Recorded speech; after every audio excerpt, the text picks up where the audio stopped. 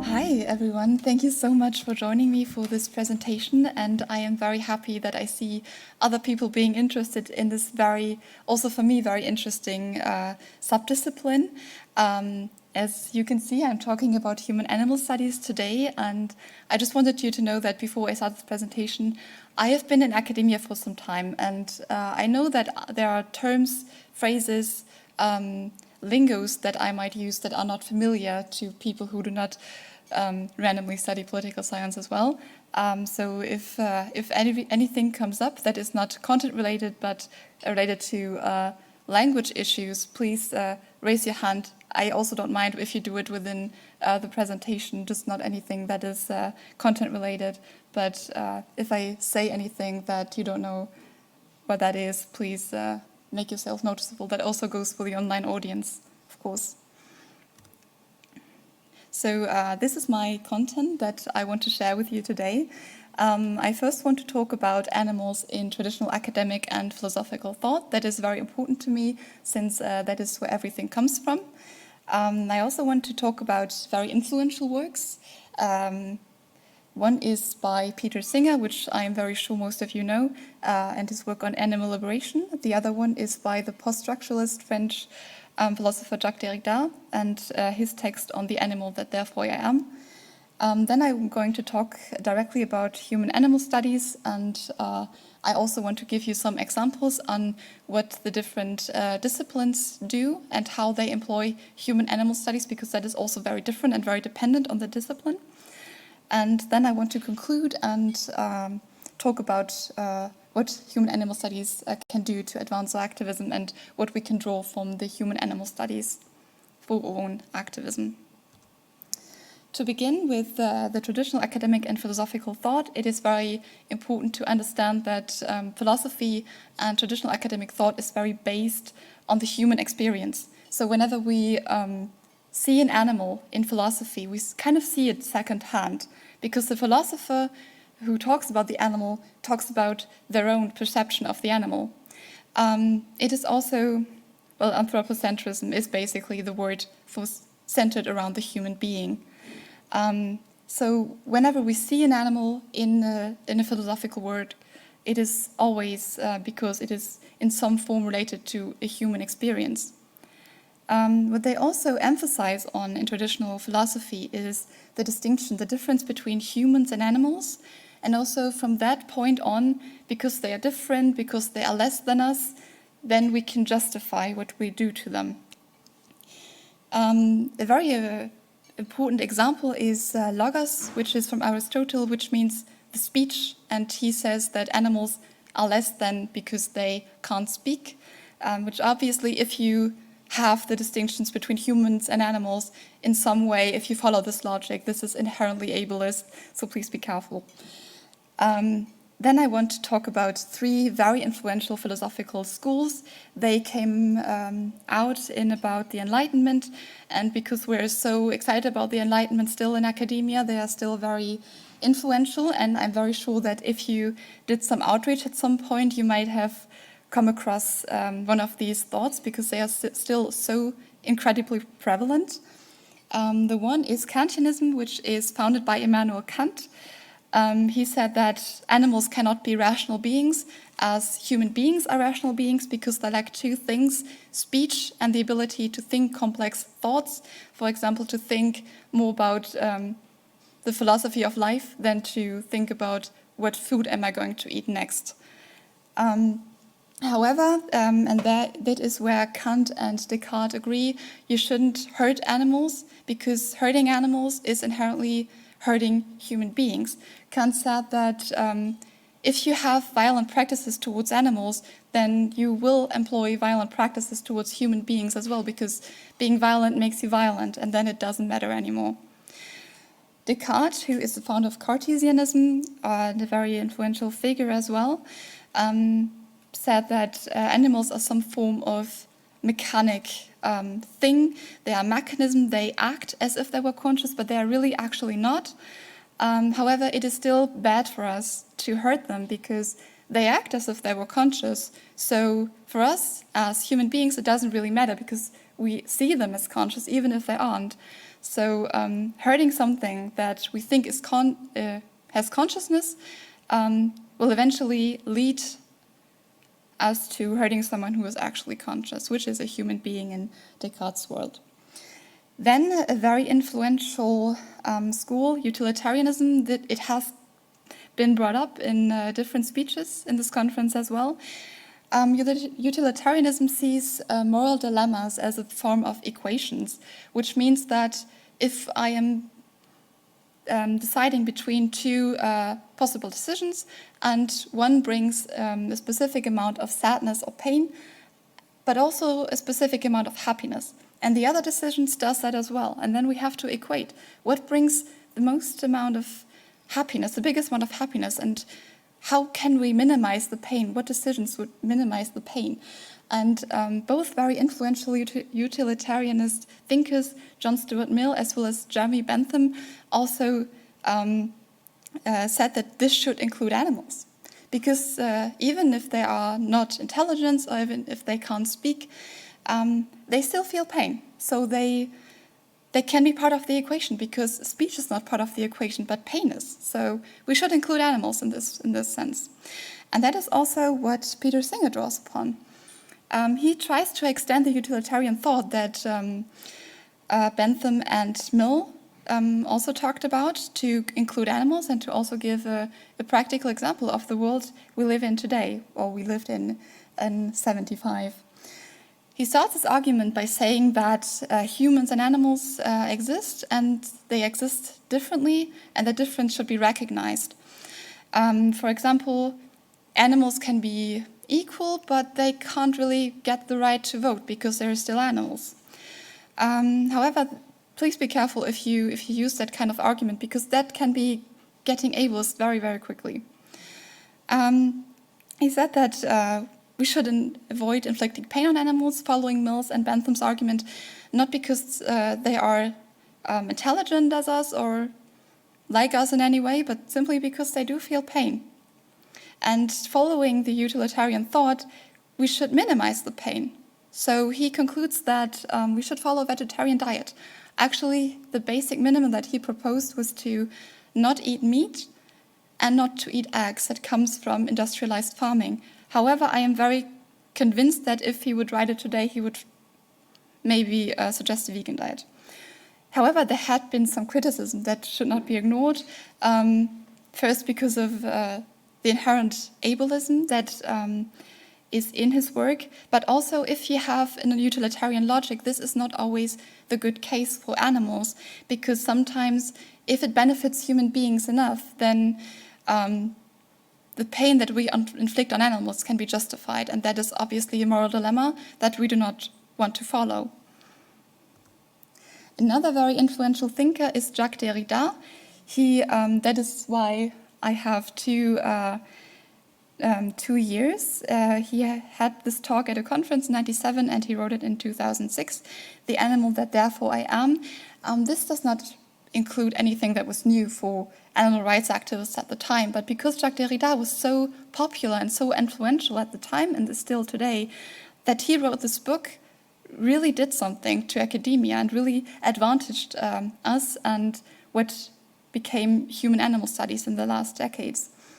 What is very crucial to the book is the bathroom scene right in the beginning, because everything that he concludes is drawing back to the bathroom scene in the beginning. Basically, Derrida gets into the bathroom, as he does every morning, and he undressed himself, as he does every morning, and at some point he noticed that the cat came into the bathroom, and the cat stared at him and his entire body. And Jacques Derrida was ashamed about the stare of the cat, and he asked himself, why am I ashamed? It is just a cat. However, that was a very crucial moment of understanding, also because that draws so many conclusions about the distinctions of nature and culture and being naked in nature and culture. Very interesting, but the crucial moment for human animal studies was that the cat saw him, and he was ashamed because he didn't recognize it in the beginning, that the cat was able to look back at him, because he was so used to always looking at the animal because it was just a thing, right? Just a cat. But the cat had their own viewpoint and their own perspective. And the cat was able to address him, which also gives the cat agency, which means power or to be able to do something. And that changed completely the way he looked at animals.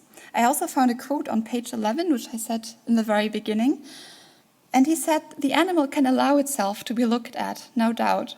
But also, something that philosophy perhaps forgets, perhaps being this calculated forgetting itself, which I talked about in the beginning. It can look at me. It has its point of view regarding me." And as I said, for animal rights activists at the time, it was not anything new. However, in academia it was, and that was very influential.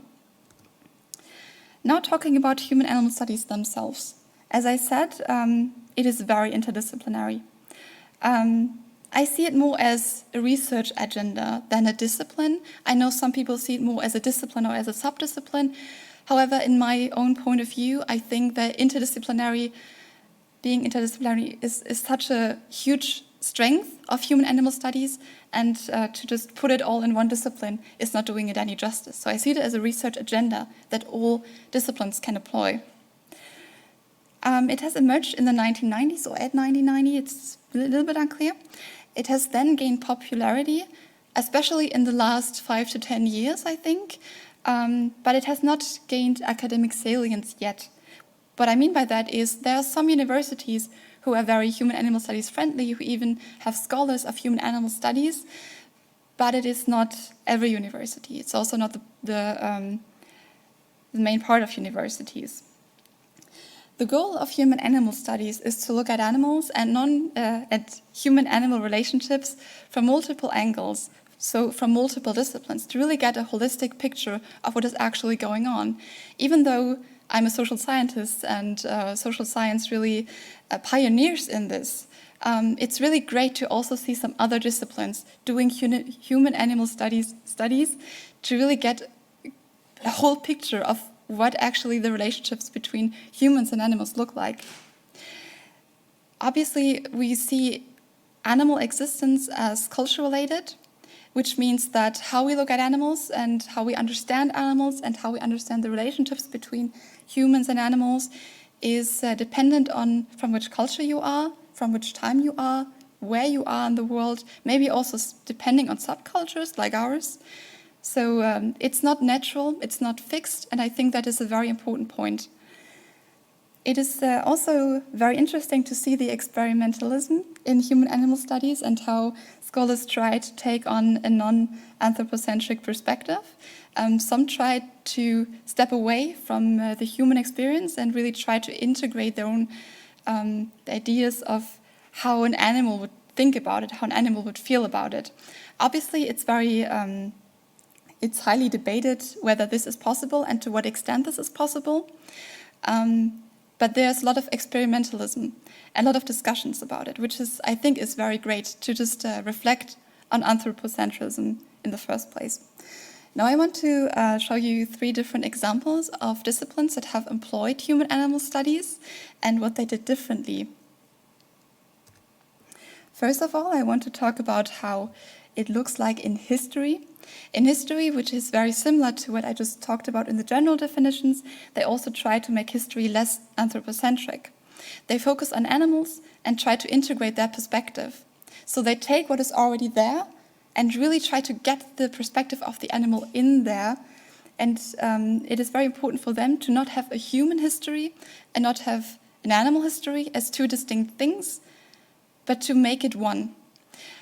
Because that's the next point, human history and animal history are always relational. We cannot think of them as distinct because what one does affects the other, and we do live on the same planet, and well, anything that humans do has effects on animals, and they are all around us, and whatever they do, that affects us as well. The leading question of the history scholars that employ this research agenda is, where have animals shown agency? And what I really like about it is that there is no question about, do animals have agency or not? We're past that. We now ask ourselves, where have they shown agency? how have they done it, and what were the consequences in history of their agency. A really interesting example was one that I read a long time ago by Ramona Sickert in 2014. And she looked at the Middle Ages, and she saw that animals were involved in law. They were not outlaws in the Middle Ages, at least not in Germany, but they were involved in law, and they were able to be punished for not complying with the law. They were able to be found guilty and be punished. And how this affects the relationships between humans and animals, to see that, and also to have follow-up questions and to have different conclusions from this point of view, was very interesting for me to read. The next discipline I want to talk about is arts, or art history. Obviously, we have to look at this a little bit different, because whenever we see a picture, we also see the picture from the eyes of the painter, which in most cases is a very anthropocentric perspective.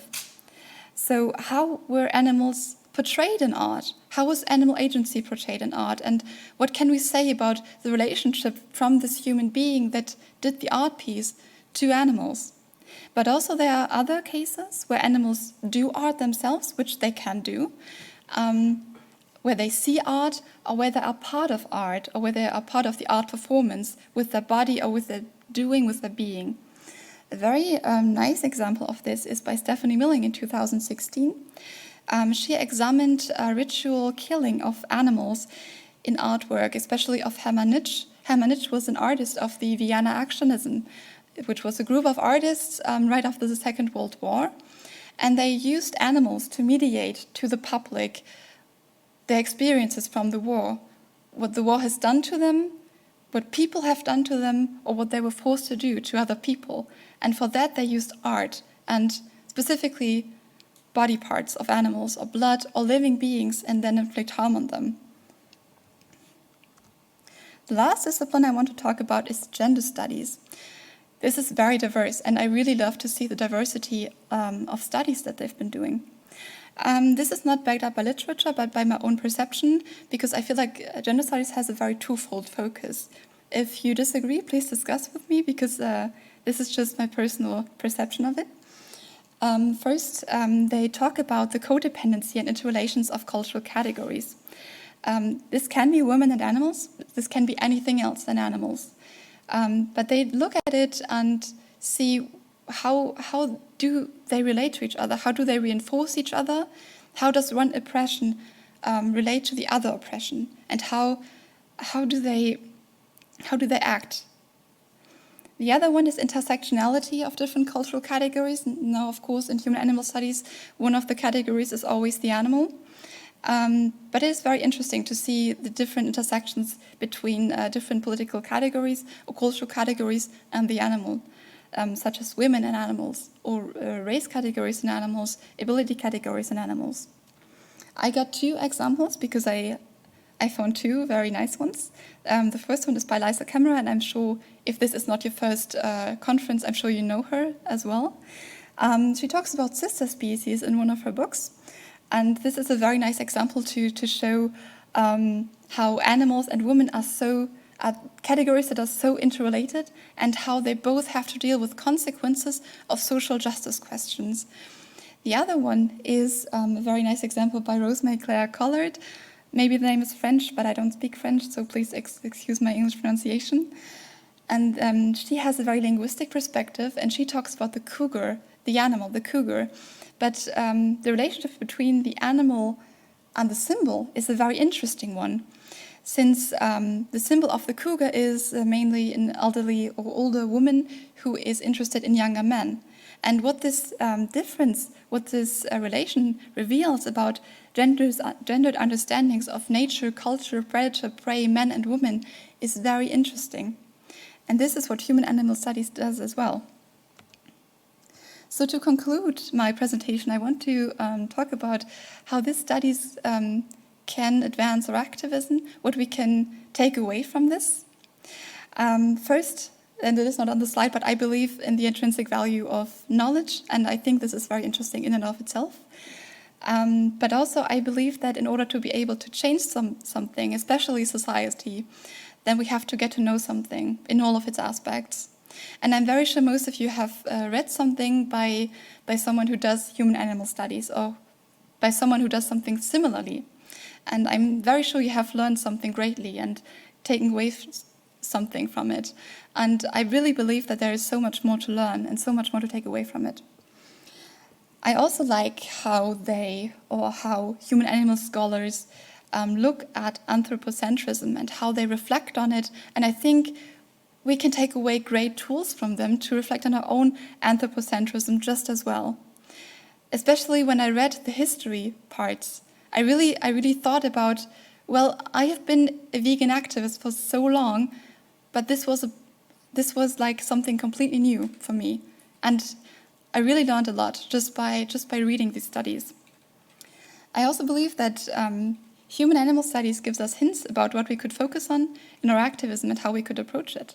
A great example for this, for me, was the art part, because I was completely unaware of what art could do to animals. And this could be part of activism too. And in these studies, we could also find how we could approach it, because that is very important knowledge. And to be more materialistic, I also believe that there are several advantages of making our cause, a vegan activist cause, academic, which is obviously the prestige that comes with it, the funding of academics, as well as beyond academia, and the legitimacy that comes with it. We have seen this in environmental activism, that so many scientists came out and boosted that topic. And I think this boosted the entire sphere of activism as well, environmental activism. And although we do not have the academic salience yet, I believe that it still does something good to us if we have more academics in social sciences and human-animal studies. So thank you for your attention. And obviously I'm open to questions and comments.